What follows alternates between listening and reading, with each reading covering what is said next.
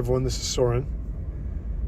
Let's keep this anything goes Halloween spirit vibe going just one more day before the next new story comes to the podcast in a bit. I want to tell you a few true anecdotes that might be interesting to listen to on a dark night. I'm out here driving around the countryside. It's about 9:30. I'm not quite exactly sure where I am, but it's a nice, suitable atmosphere. So, I don't think I've ever had a true paranormal experience in my life. I've known a lot of people who claimed they did. Not me. I still don't think I'd want to have one. I'd probably run so fast for the door I'd miss it and break my nose on the wall. But several odd things have happened over the years that I never got a sufficient explanation for, and I think about them sometimes and what they might have meant. They sort of corrupted my super rationalist view of the world, and they wound up haunting me in a very subtle way. The first two I'll describe, they're low-hanging branches, because we're talking about childhood here, and those memories are so unreliable. So, get your grain of salt ready. One night when I was maybe 5, 6 or so, I was in our living room, sheltering inside a really great fort. I was all about forts in those days. Cushion forts, whatever you had, I was a pro. And I was inside a huge cardboard box. Maybe my parents had just bought an appliance or something.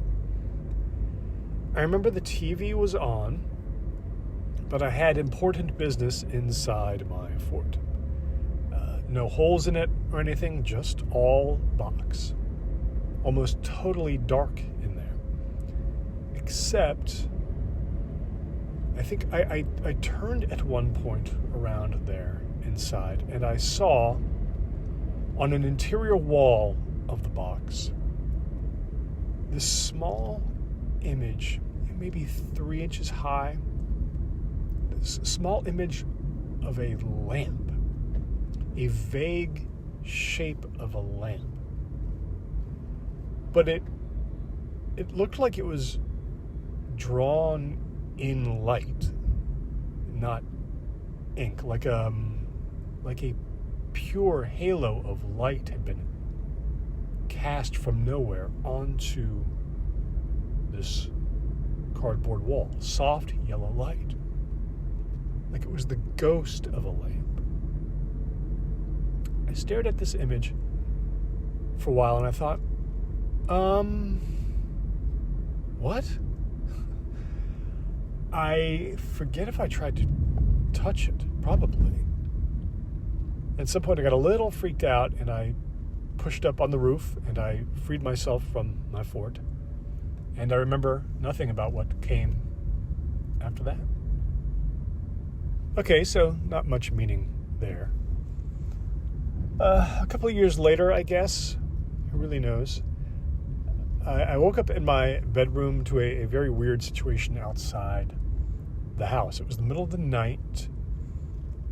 I didn't usually wake up during the middle of the night, almost never. I was hearing someone's voice over a very staticky bullhorn, and I heard machinery, huge machinery, and there was white light coming in through the window. I got up, but I have no memory of any imagery from outside, just that flooding light, as if I never actually had the courage to look out. Sometimes something out there would flash. I heard big lumbering vehicles, and I heard the bullhorn voice saying at one point, "Get back, get back," projected all the way down the street. Everything's muddled now, but I remember being confused and wigged out, and I crawled back into bed. And maybe it was just a construction project, though why it would be happening at that hour, that doesn't make a whole lot of sense. Or even some terrible police situation, some car accident.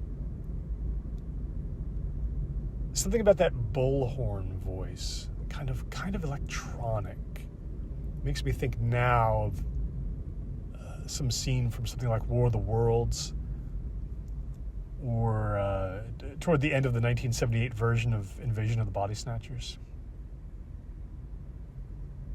Only in my third childhood incident do things start to feel a little spooky. But again, rational explanations could easily step up. It's just that one never actually came. It was the day after a big snowfall that canceled school. Hooray. So I was, of course, delighted. Even though now we were into that sad second day snow, and the world wasn't nearly as pretty as it was on day one, and the snow wasn't as functional. I was out in the huge sloping field beside my elementary school. Big field. I don't know what I was doing. Doesn't matter. But it was getting toward very late afternoon, dusk, really. And I was alone. It was getting time to start walking home. You had that kind of sad winter light and long shadows as the sun started to fade, very cold. I doubt I was having much fun at that point. It was probably long after some football game maybe broke up. Anyway, I thought I'd have myself a little spin. Do you remember this? Just spinning around and around like an idiot until you got so dizzy you just sort of stumbled sideways and collapsed. Kind of great, as I recall. I went into my spin, clearly out of ideas, and I was going around and around in the field. You know, everything was kind of a blur. And then my mittens, both my mittens, flew off my hands. Except that's not quite accurate. What happened, I would have sworn, was that they were sort of tugged gently off my hands. I had this definite feeling of someone or something guiding them off, a little tug, both at the same time. I sort of unwobbled myself a little and looked down, and there they lay in the snow, a crunchy snow, I think. No one was around me. It was just me. I was all alone. And at some point I picked him up and I went home. There's a big time gap here before the next thing. So we're in adulthood now. So the memories become sharper. I have more context. Things get a little more interesting, maybe. I was in Lancaster, Pennsylvania. We're very close to it for a gaming con, and I was staying overnight in some sad motel on the side of Route 30, I'm pretty sure. At least it was quiet out that way. I was in bed late at night in the dark, and I figure I was asleep, and what happened next is all about getting a little turned around mentally between realms. I sensed a cat get up on the bed. Never opened my eyes, just thought, oh, a cat. I felt it come closer to my legs, and it sat then very close to me, right around my midsection. I may have actually heard it purring away. I don't think I felt out to touch it. I think it was just very content to hunch there on the bedspread in the dark. At some point, it was morning. I woke up, and I immediately thought, there's not supposed to be a cat in my chain motel room.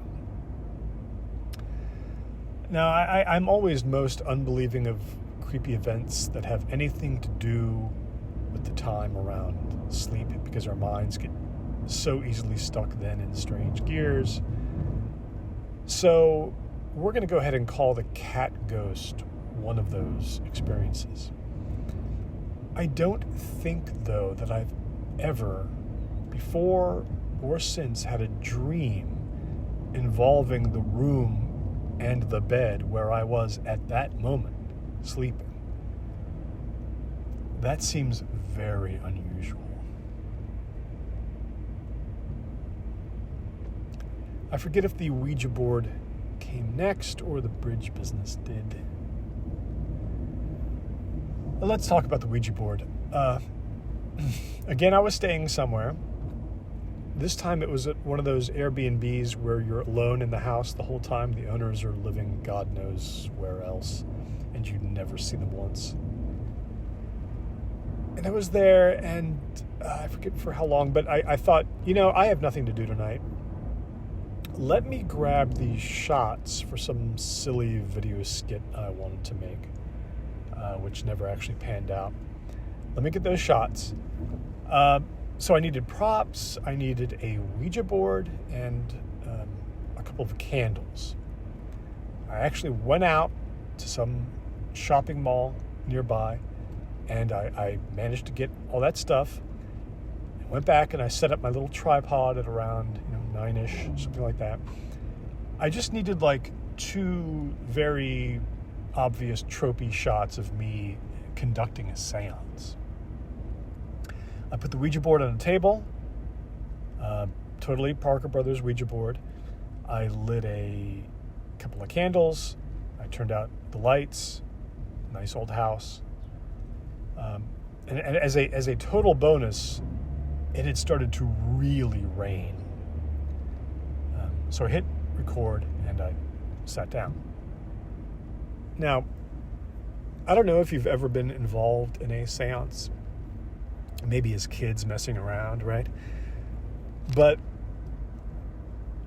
what had happened was that I had inadvertently created, in that moment with the camera rolling and my eyes closed, sitting there with my hands on the planchette, the rain coming down, the firelight.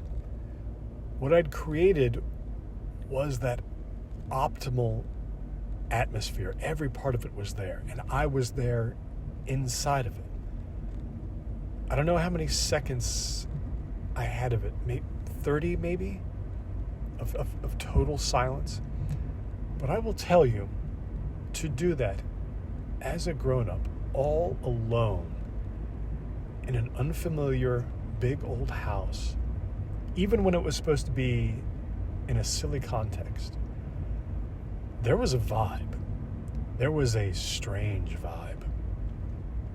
My hands were never moved, and I'm sure the unsettling feeling, it was all just in my mind generating it. But I had never put myself so close to whatever we think that other world might be. And even those 30 seconds had an effect on me. It was the difference between maybe going to a Halloween haunted house with your folks when you're a kid and then being alone inside one after hours when everyone else is gone. Just a very, very different thing. If anything from the spirit realm had wanted to contact me, say hello, that was the moment. For all I know, they recognized the opportunity and had actually begun to gather, but I did not wait around. The lights went back on, and I was done. Yeah, right around the 15-second mark, I was not comfortable.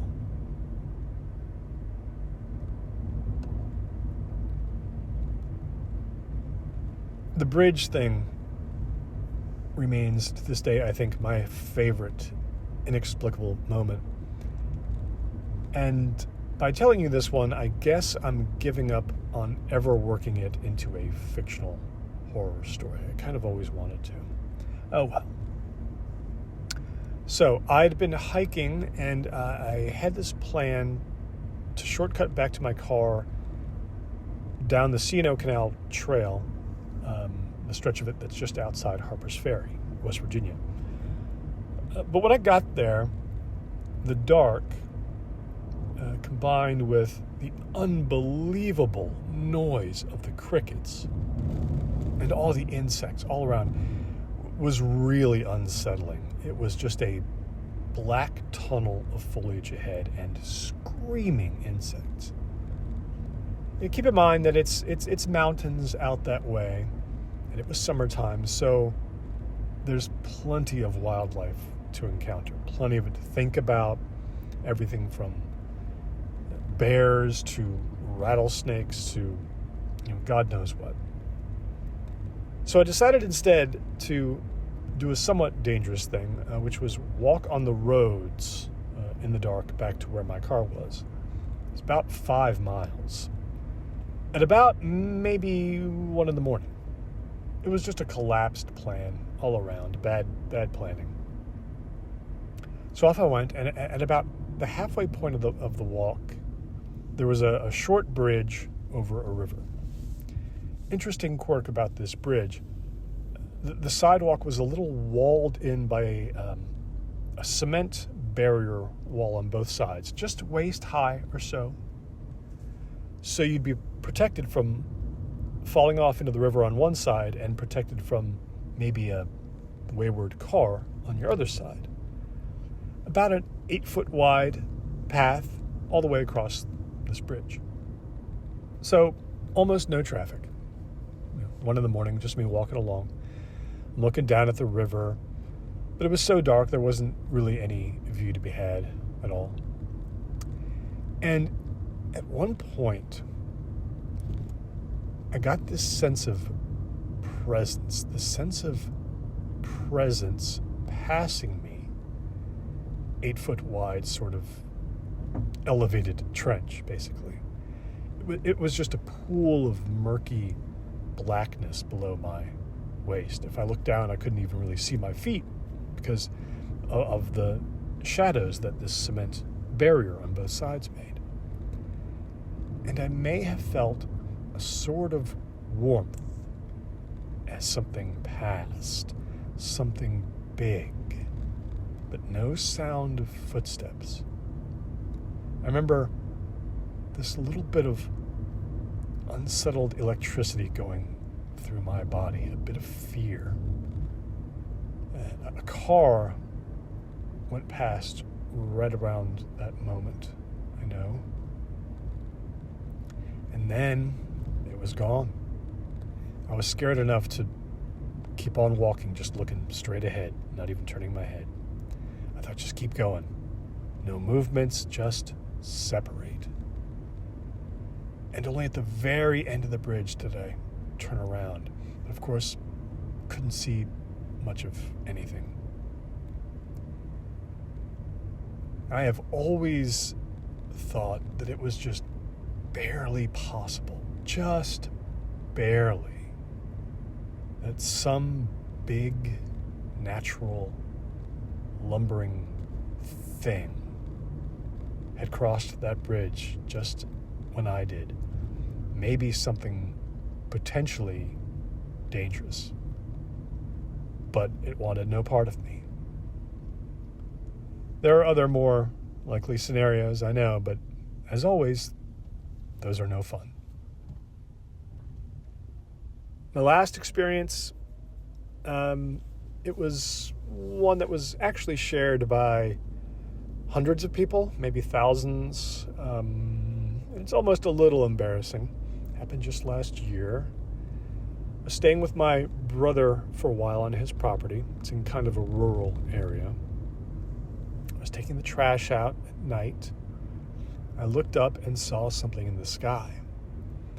It was a a string of distant small lights moving up there, all seeming to be connected by some invisible thread, so their motion was slightly coordinated.